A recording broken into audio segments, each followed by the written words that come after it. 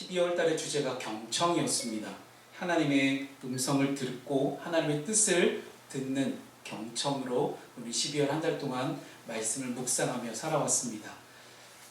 12월 한 달 동안 이제 이사야 말씀을 묵상하고 이제 경청의 주제에 대해서 고민하다 보니 그 생각이 들었습니다.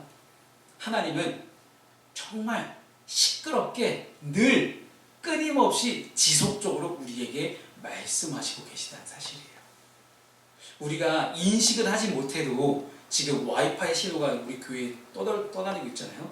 그리고 온갖 라디오 주파수들이 공중에 떠다닙니다. 공중에 떠다니는 이 주파수에는 우리가 똑같이 숫자를 맞추기만 하면 우리는 그 라디오 소리를 들을 수가 있고요. 그리고 와이파이 신호가 떠다니는데 이 와이파이를 우리가 잘 입력해서 잡기만 하면 우리는 무선 인터넷을 쓸 수가 있습니다. 똑같습니다. 하나님은 천지와 만물을 창조하신 이래로 늘 말씀으로 세상을 창조하신 이래로 지금까지 늘 이 창조하신 이 세상을 향하여 말씀하고 계시다는 사실입니다. 늘 끊임없이 정말 많은 풍성함으로 말씀하시는 그 하나님의 음성을 우리가 경청하느냐 경청하지 못하느냐, 이것은 하나님께 주파수를 맞추느냐 맞추지 않느냐에 달려 있습니다.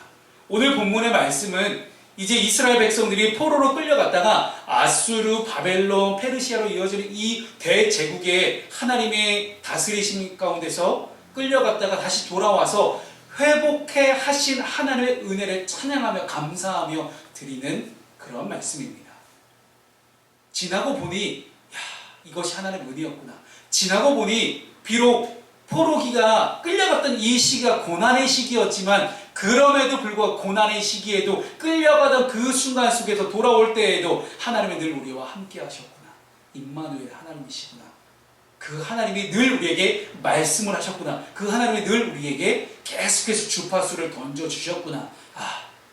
우리가 이제는 그 하나님이 보라 하나님의 구원이셨다. 보라 하나님은 은혜가 충만하신 하나님이다. 보라 하나님 우리와 함께 하신 하나님이셨다. 그렇게 고백하며 선포하며 하나님께 주파수를 맞춰야 되는 그런 순간이 우리에게 왔습니다. 2020년을 마무리하며 저희는 기대합니다. 코로나19 백신이 얼른 속히 개발이 되어서 또한 이것이 임상이 잘 끝나서 모든 이들이 코로나19 백신을 맞고 회복해 되어지는 놀라운 역사가 우리 가운데 있기를 바랍니다. 또한 하나님이 인간에게 부어주신 의료기술, 과학기술로 조금 더 빨리, 조금 더 편안하게, 조금 더 손쉽게 코로나 백신이 구해질 수 있기를 마음으로 간절히 기도하며 오늘 본문 말씀을 가지고 마지막 말씀을 나누도록 하겠습니다. 첫 번째, 우리가 하나님의 회복의 말씀에 귀를 기울일 때에 하나님의 진짜 속마음을 우리가 알아야 됩니다. 우리가 진짜 속마음은 아닌데 겉으로 드러나는 마음 때문에, 겉으로 드러나는 행동 때문에 오해할 때가 있습니다. 오늘 본문에 딱 그렇습니다. 이스라엘은 하나님을 원망할 수도 있었어요. 왜냐하면 왜 우리에게 고난을 주셨나요? 왜 우리로 하여금 끌려가게 하셨습니까? 왜 우리로 하여금 저 먼 나라까지 포로로 끌려갔다가 돌아오게 하십니까? 왜 우리에게 지금 고통을 주십니까? 라고 하나님께 따질 수도 있어. 하지만 하나님의 겉으로 드러난 행동보다 진짜 속마음을 우리가 알아야 되는 것입니다. 오늘 본문에 우리 1절 말씀을 함께 읽도록 하겠습니다. 시작. 그날에 내가 말하기를 여호와여 주께서 전에는 내게 노하셨사오나 이제는 주의 진노가 돌아섰고 또 주께서 나를 아니하시오니 내가 주께 감사하겠나이다 할 것이니라. 아멘. 이 날이 언제입니까? 이 날은 하나님의 은혜로 포로에서 회복되는 날입니다. 비록 불의를 하나님께 죄를 지은 것에 대해서 하나님은 미워하셨습니다. 분노하셨습니다. 하지만 그것은 이스라엘 백성을 단순히 없애려고 멸절시키기 위함이 아니었다는 것이죠. 오히려 하나님의 백성들에게서 불의함을, 죄악을 떼어내기 위함이었음을 우리는 알아야 됩니다. 여러분, 사랑의 반대가 무관심이라는 걸 다 들어보셨을 겁니다. 하나님께서는 전에 죄에 빠진 이스라엘 백성들 향해 분노하신 것이 아니라 사랑하신 것입니다. 이 분노했던 이유 자체가 사랑이었음을 우리는 지금 깨닫게 됩니다. 사람이 자기의 자녀를 사랑해서 징계하는 것 같이 하나님 여호와께서 우리를 향해 징계하시는 것임을, 우리를 너무나 사랑하셔서 징계하시는 것임을 우리가 잊지 않았으면 좋겠습니다. 하나님은 그렇게 분노하시고 진노하시는 중에도 우리를 사랑하시는 흔적, 우리 스티그마 밴드 있잖아요. 그 흔적이라는 단어인데요. 하나님은 우리에게 사랑하시는 흔적을 남겨두셨습니다. 그래서 진노 중에도 우리에게 화를 내시는 그 가운데도 회복해 하실 그 날을 준비하시고 예비하셨다는 사실입니다. 정말 너무나 위기 같은 상황들이었어요. 위기의 연속에도 이 약속을 붙들고 우리는 과거와 현재의 자신을 붙들 수 있어야 됩니다. 하나님은 진노 가운데서도 과거에도 현재에도 뭐나 미래에도 언제나 우리와 함께 하시는 하나님이시기 때문입니다. 우리가 아무리 투정을 부려도, 우리가 아무리 하나님께 때를 써도 하나님은 언제나 우리를 사랑하시며 언제나 우리와 함께 하시는 그런 하나님이셨습니다. 그렇게 고통의 세월을 지나다 보니, 그렇게 고난의 세월, 끌려갔던 포로기의 세월을 지나다 보니 언제나 우리와 함께 하셨던 하나님, 그리고 회복해 하신 하나님께 감사하지 않을 수가 없었던 것입니다. 이제까지 감사할 줄 모르던 이스라엘이 이렇게 감사하게 된 이유가 무엇입니까? 하나님의 은혜를 깨달았기 때문입니다. 그래서 우리는 오늘 함께 찬양하였습니다. 한량없는 은혜, 갚을 길이 없는 그 은혜, 이것이 바로 하나님의 은혜예요. 돌아보니 나의 나된 모습들이, 이 지금 현재 이 모습들 자체가 다 하나님의 은혜였음을 우리는 고백하지 않을 수가 없습니다. 이와 같은 사실을 돌이켜본다면 우리는 감사라는 것이 단순히 조건과 환경에 의존되는 것이 아니라 하나님을 아는 지식에 의존된다는 것을 우리는 알게 됩니다. 세상 사람들은 그렇습니다. 자기에게 유익이 되면 감사합니다. 자기에게 좋은 유리한 환경, 유리한 조건이 되면 감사할 줄 압니다. 하지만 그리스도인은 환경과 조건에 따라서 그때그때 맞춰서 감사하는 사람이 아니라 오직 하나님 한 분만으로 인하여서 감사할 줄 아는 사람, 그런 사람이 바로 그리스도인입니다. 특별히 본문에는 이런 단어가 나옵니다. 전에는, 이제는, 비포에는, 애프터에는, 전에는 우리가 이러했지만 이제는 이렇다. 이 대조적인 이 단어를 왜 사용했을까요? 하나님의 백성들이 얼마나 놀랍게 변화됐는지를 지금 설명하고 있는 것입니다. 이전에는 우리가 이랬다. 하지만 비포에는 이랬지만 애프터에는 우리가 정말 놀랍도록 하나님께 변화가 되었다는 사실을 이사야 선지자는 정말 말하고 싶었던 것입니다. 이런 변화에 대한 고백을 우리는 바울의 고백에서도 찾아볼 수가 있습니다. 빌립보서 4장 12절 말씀입니다. 여러분 그 다음 절 13절 말씀이 여러분 잘 아시는 내게 능력 주신 자 안에서 내가 모든 걸 할 수 있느니라는 유명한 말씀이잖아요. 근데 모든 것을 할 수 있다라는 것이 내가 슈퍼맨이 된다는 것이 아니라는 거예요.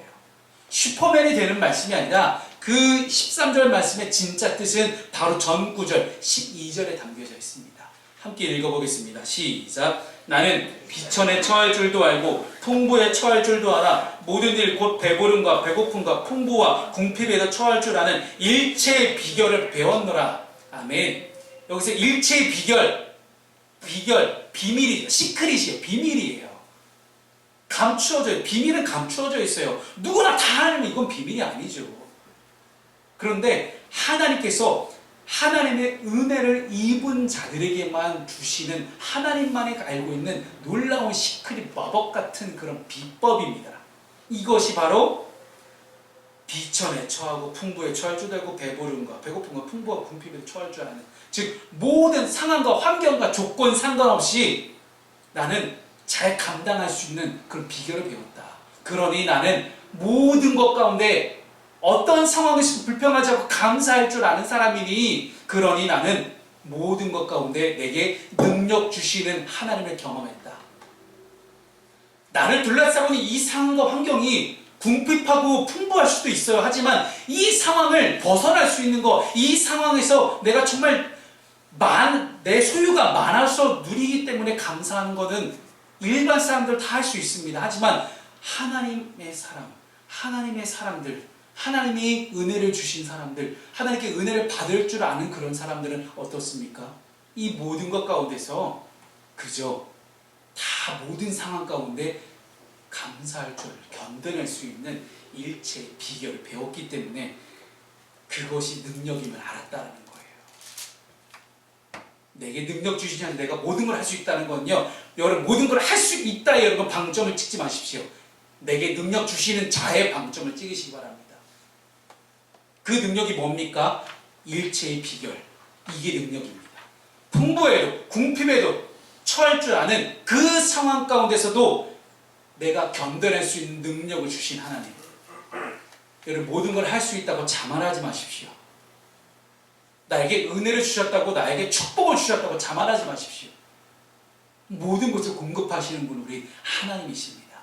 은혜를 공급하신 하나님, 능력을 주신 하나님, 견뎌낼 수 있는 일체의 비결을 허락하신 하나님께 오직 감사하며 나아갈 수 있는 저 여러분 되셨으면 좋겠습니다. 여러분 2020년을 돌아보며 그저 주님 한 분만으로 만족하셨습니까? 그 질문을 여러분 스스로에게 던져봤으면 좋겠습니다. 회복의 말씀 두 번째는요, 지나고 보니 하나님만이 정답이었구나. 우리 지난 주 중에 수학능력 시험이 결과가 나왔어요. 점수가 나왔거든요. 근데 시험 끝난 친구들에게 절대 물어보지 말아야 될 금기어가 있잖아요. 시험 잘 봤니? 몇 점 나왔니? 그래서 저는 이제 얘들한테 안 묻고 있어요. 저희 고3 애들에게 안 물어보고 있어요. 그냥 얘네가 말해줄 때까지 기다리고 있어요. 지금 그 친구들이 다 유튜브를 통해서 예배를 하고 있는데 말해주겠죠. 이렇게 얘기했으면 이제. 여러분 지나고 보니 정답지에다가 적을 수 있는 하나님밖에 없구나. 사지선다 오지선다가 아니에요. 그냥 주관식인데 답 적어요. 답은 정해져 있으니 넌 대답만 하면 돼. 답은 정해져 있어요. 답은 뭡니까? 하나님이에요.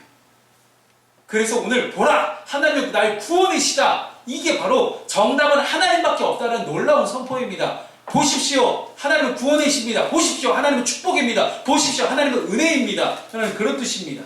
오늘 본문의 2절 말씀을 함께 읽습니다. 시작. 보라, 하나님은 나의 구원이시라. 내가 신뢰하고 두려움이 없으리니 주 여호와는 나의 힘이시며 나의 노래시며 나의 구원이시니라. 아멘. 하나님 외에는 다른 구원자가 없다. 하나님 외에는 도저히 이 정답지가 없다라는 거예요. 하나님 외에는 내가 선택할 수 있는 게 없다라는 것입니다. 하나님만 붙들고 살아야 될 이 유다 백성들은 위기 앞에서, 자신들이 찾아온 위기 앞에서 여지없이 하나님이 아니라 다른 것을 선택했습니다. 하나님이 아니라 좀 더 강력한 아수르, 바벨론, 애국과 같은 그런 강대국들을 선택해 왔고요. 그리고 하나님 외에 바알과 아세라 같은 우상을 선택하며 살아왔습니다. 주님은 세상과 비교할 수 없는 위대한 하나님의 힘으로 우리에게 하나님의 백성들을 이끌어오는 모습들을 보여주셨습니다. 하지만 현실적인 눈만 가지고 있는 이스라엘 백성들은 위기에 처하자 힘의 진정한 놀라운 실체를 깨닫지 못했습니다. 하나님의 놀라운 능력을 실체를 깨닫지 못했다라는 거예요. 이것은 어찌 보면 세상의 눈만 가진 이방인들과 다를 바가 없습니다. 우리 믿는 그리스도인들이, 믿는 기독교인들이 하나님을 믿는다고 하면서 예배를 한다고 하면서 결정적인 순간 가운데 하나님이 정답이 아니라 다른 것을 선택하며 살아왔다면 우리는 이방인들과 전혀 다를 바가 없습니다. 안 믿는 사람들과 전혀 다를 바가 없다는 이야기입니다. 결국 주님은 이스라엘 백성이 선택한 그 선택의 결정 때문에 포로기라는 혹독한 70년의 시간을 허락하십니다. 세상의 그 어느 것도 결코 이스라엘의 구원자가 될 수 없음을 하나님은 만방에 선포하셨습니다. 하나님만이 구원자가 되신다는 이 사실을 절실하게 느끼며 삶으로 고백하게 하실 것들을 70년의 시간 동안 말씀하셨던 것입니다.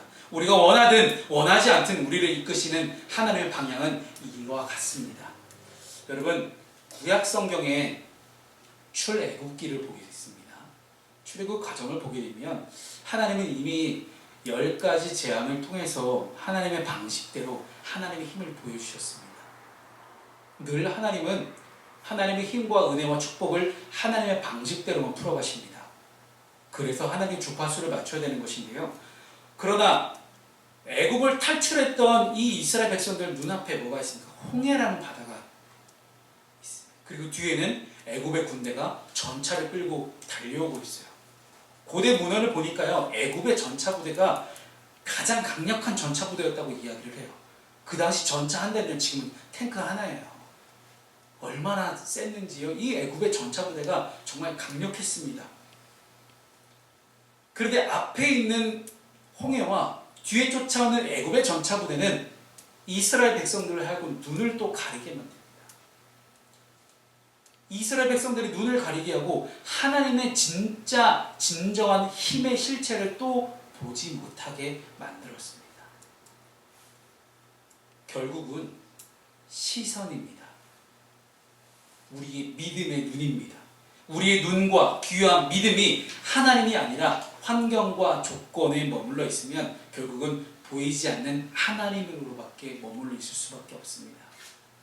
하나님 눈에 보이지 않습니다. 하지만 하나님의 힘의 실체, 하나님의 능력의 실체, 하나님의 본체는 우리에게 믿음으로 바라볼 때 우리에게 훅 다가올 수 있다는 사실입니다. 말과 생각으로만 하나님이 나의 구원 되심을 고백하는 정도에 그치는 것이 아니라 우리의 삶을 통해서 절절하게 그냥 가슴 아프게 간절하게 하나님을 느끼고 고백하게 하십니다. 그래서 고통 앞에서, 위기 앞에서, 고난 앞에서 아무런 실제적 힘이 되지 못하는 존재가 아니라 오히려 막막한 절벽 앞에 내가 서 있구나, 이 절벽 앞에서 어찌할 바를 모르고 있는 우리를 하나님은 직접 우리를 품에 안으시고 직접 절벽 밑으로 뛰어내리시는, 언제나 늘 우리의 상황 가운데 함께 하시는 하나님, 그 하나님의 존재를 우리가 느꼈으면 좋겠습니다.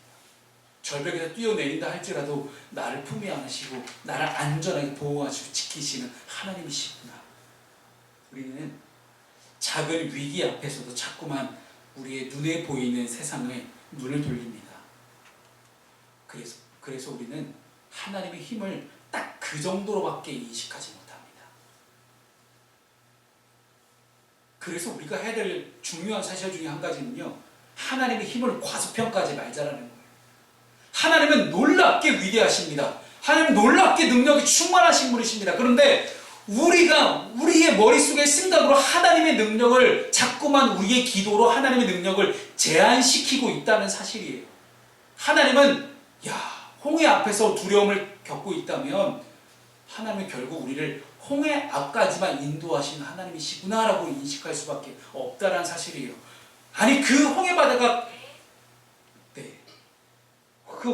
갈라질 줄 누가 알았겠어요? 인간의 상식으로는 이해되지 않는 일들을 하나님이 하십니다. 이것이 하나님의 주파수요, 이것이 하나님의 방식이라면 우리는 그 하나님의 주파수와 방식에 맞추면 되는 것입니다.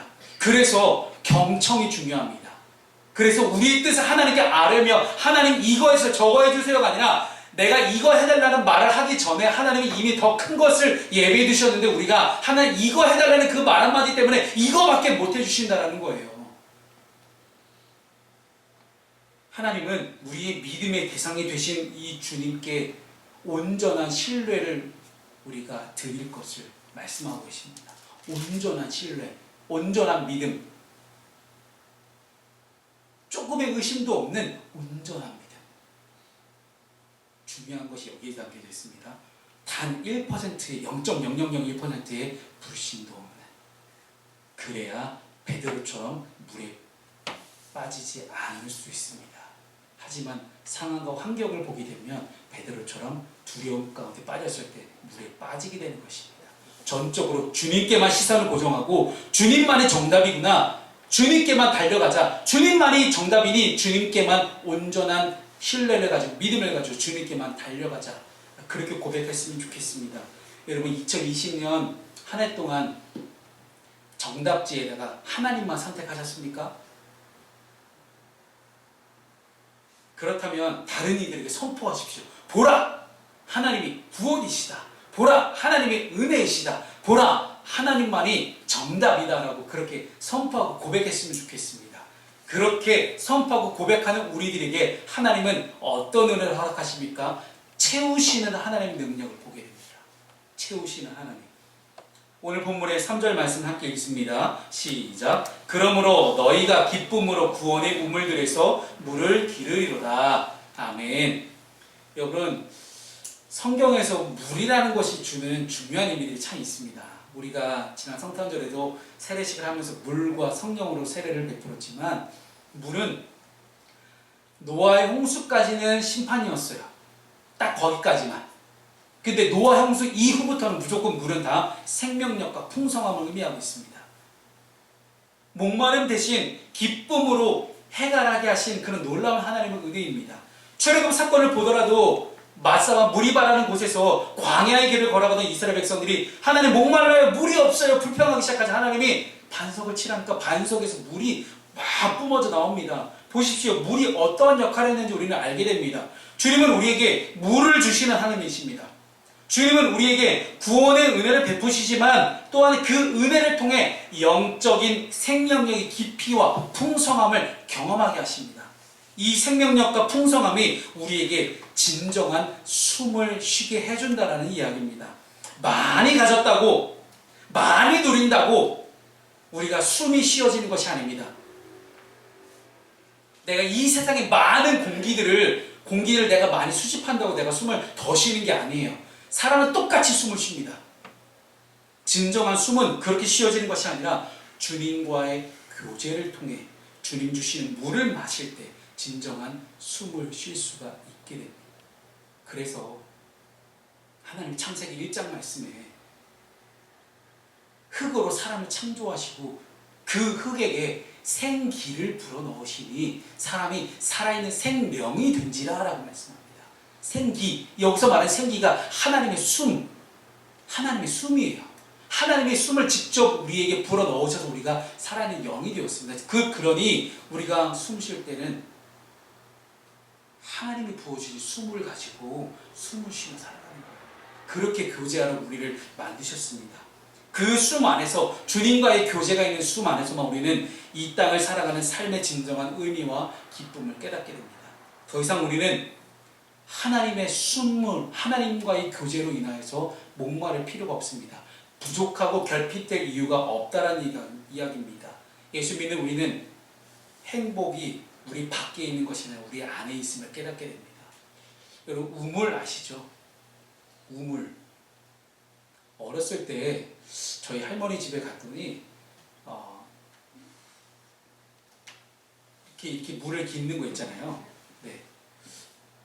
그래서 거기다가 저희 할머니가 물 한 바가지 올려서 쑥 넣으시더라고요. 이게 마중물이잖아요. 마중물 하나 넣었다고 그렇게 펌프해서 물이 얼마나 확 쏟아나오는지 저 너무 신기했던 게 뭐였냐면, 아니 제 눈에는 땅밖에 안 보여요. 땅밖에 없어요. 근데 그 땅 속에 그렇게 많은 물이 있는지 어린 저에게는 알 수가 없었던 거예요. 믿음이 연약하고 믿음이 어린 사람의 눈이 그렇습니다. 믿음이 어린 사람에게는 그저 딱딱한 땅밖에 보이지 않지만 하나님이 믿음의 눈을 열어서 마중물을 부어주시는 그 믿음을 주시면 그 믿음으로 땅 속에 숨어있는 그 물을 보게끔 하시는 거예요. 요한복음 말씀에 사마리아 성에 수가성 여인이 나옵니다. 이 사마리아 수가성 여인은 목마름이 있었어요. 갈증이 있었어요. 그래서 이 목마름과 타는 갈증 때문에 자기 남편을 여러 명을 바꿨어요.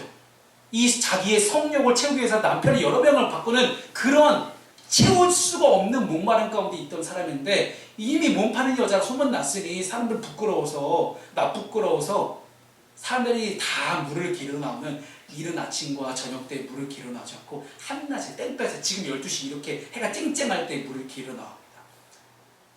이스라엘 사람은 그 어느 누구도 햇볕 쨍쨍할 때 물을 기르러 나오지 않습니다. 너무 덥기 때문에요. 안 그래도 목말라 죽겠는데 왜 그 날씨에 나와요? 근데 그 여인은 사람들의 낯빛을 피해서 나옵니다. 왜요? 목마르지만 이 목마름을, 자기의 근본적인 목마름을 해결할 생각은 못하고 육체적인 목마름을 해결하러 왔는데 거기서 주님을 만나요. 주님을 만나니 주님이 한 번에 두 가지 목마름을 다 해결하십니다. 영적인 목마름과 그 육적인 목마름 두 가지를 한 번에 다 주님이 해결하셨다는 사실이에요. 사랑하는 여러분, 주님을 만나면 주님만이 정답이구나를 알게 된 사람들의 특징이 이렇습니다. 물을 기르러 나옵니다. 그리고 구원의 우물에서 물을 끊임없이 기를 수 있는데 이 우물은 절대로 마르지 않는 샘, 마르지 않는 우물이라는 거예요. 우리 주님이 마르지 않는 샘이 되셨습니다. 그래서 우리에게 끊임없이 채우시는 생명력과 풍성함을 보여주십니다. 사랑하는 여러분, 마르지 않는 샘과 같은 그런 주님을 만난 사마리아 수가성 여인이 선택한 것이 무엇이었습니까? 이제는 당당하게 수가성을 영내를 다 돌아다니면서 보십시오, 제가 보라, 내가 메시아를 만났다. 보라, 내가 만난 예수님이 구원자다라고 그렇게 선포하며 다닙니다. 사람들을 부끄러워했던 그 여인이 인생이 뒤바뀌어지는 놀라운 변혁의 역사가 일어납니다. 인생의 사막에서 만난 예수 그리스도의 구원의 눈물, 거기서 영생의 생수를 마신 이 여인처럼 우리가 2020년을 마무리하며 감사할 수밖에 없는 이유, 노래하며 살아갈 수밖에 없는 이유입니다. 사랑하는 여러분, 2020년 한 해 동안 고생 많으셨습니다. 자기 스스로에게 귀자야 고생 많았다 한번 해보세요. 고생 많으셨습니다. 그렇게 고생했던 2020년을 하나님이 나와 함께 하셨고 지금까지 인도하셨구나, 참 감사하다, 그렇게 고백할 수 있는 저 여러분 되셨으면 좋겠습니다.